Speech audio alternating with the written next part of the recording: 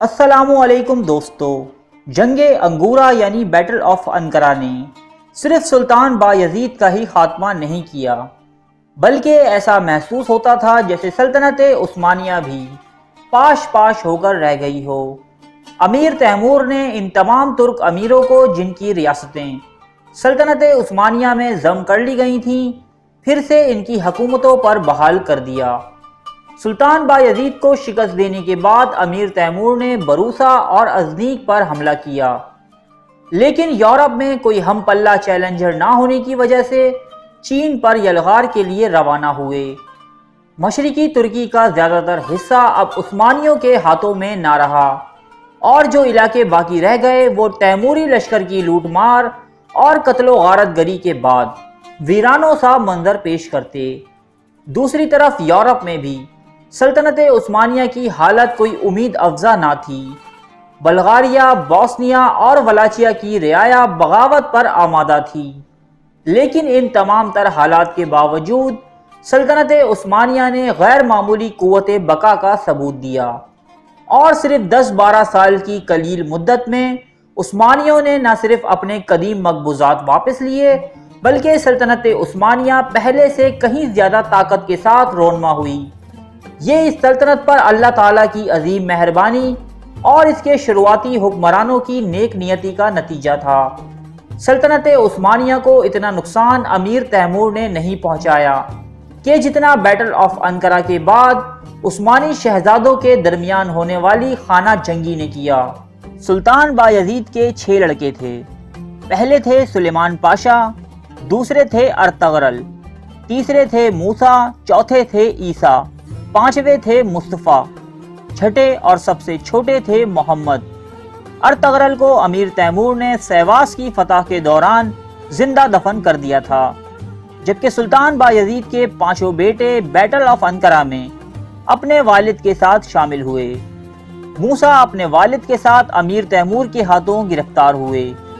مصطفیٰ کا کسی کو کچھ پتہ نہ چل سکا کہ وہ زندہ بھی ہیں یا نہیں۔ باقی تینوں بیٹے یعنی سلیمان پاشا، عیسیٰ اور محمد امیر تیمور سے جان بچانے میں کامیاب ہوئے، اور امیر تیمور کے چلے جانے کے بعد تخت و تاج کے لیے آپس میں برسر پیکار ہوئے۔ سلیمان پاشا نے یورپ کی راہ لی، ایڈرن یعنی ادرنا پر قبضہ کر کے اپنے سلطان ہونے کا اعلان کیا، جبکہ ان کے چھوٹے بھائی عیسیٰ نے بروسا پر قبضہ کیا اور ایشیا میں اپنی حکومت قائم کر لی۔ اس کے بعد سب سے چھوٹے بیٹے محمد، جو کہ ان سب سے لائق اور بہادر تھے، ان کے حصے میں مشرق کا ایک چھوٹا سا علاقہ اماسیہ آیا۔ ان تینوں بھائیوں کی آپس میں بہت سی جنگیں ہوئیں۔ آخر میں امیر تیمور نے چوتھے بھائی موسیٰ کو بھی رہا کر دیا، اور وہ بھی اس خانہ جنگی میں شامل ہو گئے، یہاں تک کہ صرف 2 امیدوار باقی رہ گئے، موسیٰ اور محمد۔ اب تاریخ کا ایک نہایت ہی اہم واقعہ پیش آیا کہ جس میں موسیٰ کی فوجوں نے قسطنطنیہ پر حملہ کیا، اور اس حملے سے بچاؤ کے لیے قسطنطنیہ کے شہنشاہ نے محمد سے مدد طلب کی، یعنی کہ اب قسطنطنیہ پر حملہ کرنے والے بھی عثمانی تھے اور اسے بچانے والے بھی عثمانی، یہاں تک کہ موسیٰ کی فوجوں نے بغاوت کر دی اور وہ محمد کے لشکر میں شامل ہو گئیں۔ اب محمد مکمل سلطنت عثمانیہ کے حکمران قرار پائے۔ ایشیا اور یورپ کی تمام رعایا نے آپ کا خیر مقدم کیا۔ آپ نے حکمران بنتے ہی ریاست کا نظم و نسق درست کیا۔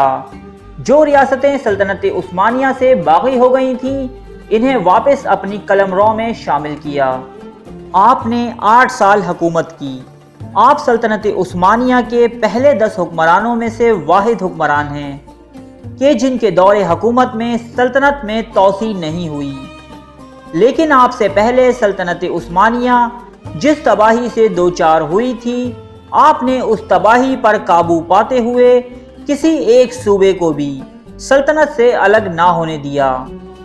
سلطان محمد کے زمانے میں ایک شخص بدر الدین نامی ظاہر ہوا۔ شروعات میں تو اس نے عالم دین کا روپ دھارے رکھا۔ وہ سلطان محمد کے بھائی موسیٰ کے لشکر میں تھا۔ موسیٰ نے اسے سلطنت عثمانیہ کے سب سے بڑے منصب قاضی العسکر کے عہدے پر فائز کر دیا۔ یہ مراد اول کے دور میں پیدا ہوا تھا۔ اس نے پہلے مقامی علماء سے تعلیم حاصل کی، پھر مزید علم حاصل کرنے کی غرض سے مصر اور پھر مکہ چلا گیا۔ مورخین کے مطابق یہ شخص امیر تیمور کے سامنے بھی حاضر ہوا۔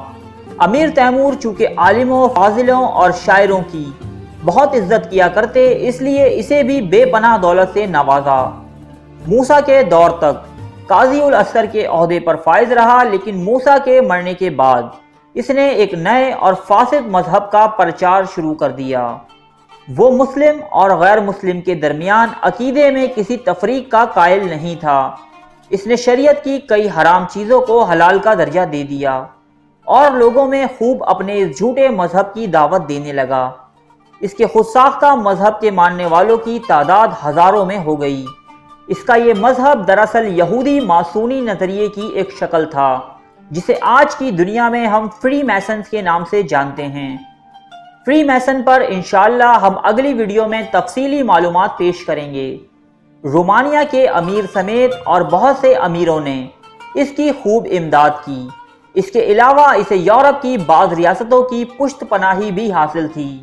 سلطان محمد نے اس فتنے کی سرکوبی کے لیے ایک لشکر روانہ کیا، جسے شکست کا سامنا ہوا۔ اس کے بعد سلطان محمد خود ہتھیار سجا کر اس کے خلاف میدان میں آئے، اسے شکست سے دوچار کیا اور اس فتنے کا کلا کما کیا۔ سلطان محمد عثمانی حکمرانوں میں سب سے زیادہ با اخلاق فرمانروا تسلیم کیے جاتے ہیں۔ آپ نہایت ہی رحم دل واقع ہوئے تھے۔ امیر کرمانیہ نے آپ کے دور میں کئی مرتبہ بغاوت کی، لیکن آپ نے ہر مرتبہ اسے زیر کر کے معاف کیا۔ آپ اپنی رعایا میں مسلم و غیر مسلم کی تفریق کے بغیر اپنی فیاضی کی وجہ سے مشہور تھے۔ آپ نے 1421 میں ایڈرن شہر میں وفات پائی۔ اس وقت آپ کی عمر صرف 43 سال تھی۔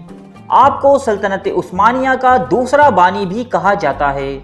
ترک قوم آپ کو بہت ادب و احترام سے یاد کرتی ہے۔ وفات سے قبل آپ نے اپنے بیٹے مراد ثانی کو اپنا جانشین مقرر کیا۔ مراد ثانی کے حالات زندگی اور ان کی کامیابیوں کی داستان آپ ہماری اگلی ویڈیو میں ملاحظہ کر سکیں گے۔ ارے فرینڈز، ایک منٹ، آپ ایسے ہی جا رہے ہیں؟ اتنی محنت سے ویڈیو بنائی ہے، ایک لائک تو بنتا ہے نا؟ اور دوسرا یہ کہ آپ ہمیں اتنی بڑی دنیا میں دوبارہ کیسے ڈھونڈیں گے؟ تو اس کا حل یہ ہے کہ آپ ہمارے چینل کو سبسکرائب کر لیجئے اور اس بیل کے آئیکن کو کلک کر دیجئے۔ اس طرح ہمارے آنے والی تمام ویڈیوز آپ تک پہنچتی رہیں گی۔ ارے ڈریے مت، یہ بالکل فری ہے۔